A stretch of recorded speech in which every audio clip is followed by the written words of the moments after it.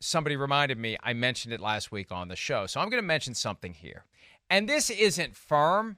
This isn't a tip. This is just a keep your eyes open for the possibility of Christian McCaffrey trying to get a little something extra for his trouble, especially now that he's being used so heavily this year.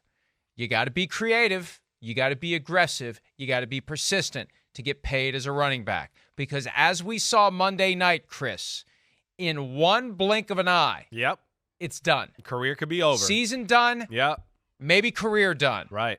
And you got a guy who is one of the most important pieces of a Super Bowl contender. Short list, 2 teams right now, maybe 3 in the NFC that you can call true Super Bowl contenders, 49ers, Cowboys, Eagles.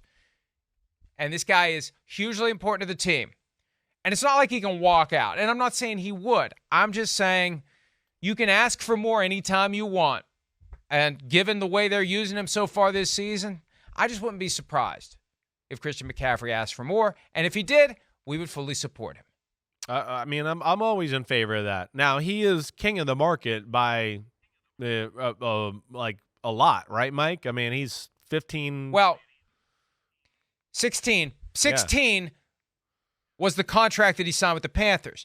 But what was inherited by the 49ers, they view that as 12. So, gotcha.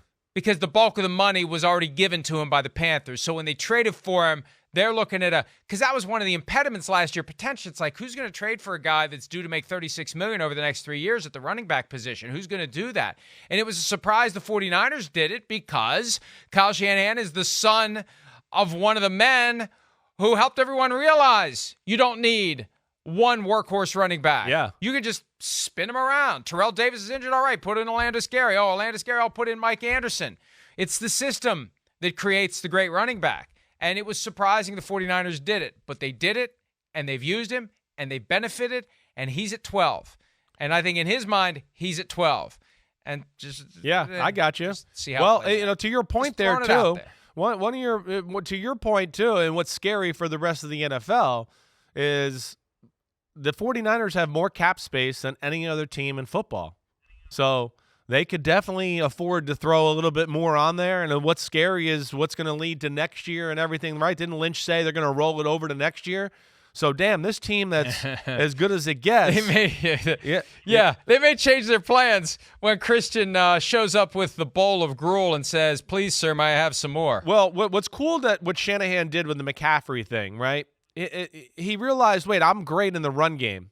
So why don't I just go, like, pressure in the run game, just like a McDaniel did down in Miami and went, wait, I'm going to just be so elite in this one area that it's going to make you have to play us differently because we're so good that way. Or what the Chiefs have done, to some capacity, and we're seeing teams around football do it. Make one area so elite that you make a team change the way they have to play you really on both sides of the ball.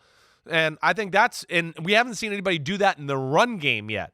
But I think Shanahan maybe looked at it like, wait, maybe I should go to Terrell Davis-ish type run game here instead of by committee and go that way. And it's different than the rest of the NFL.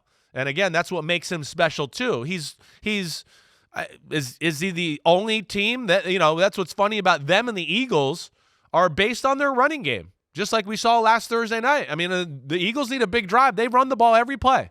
Every play, boom, right down your throat, right down your throat, right down your throat.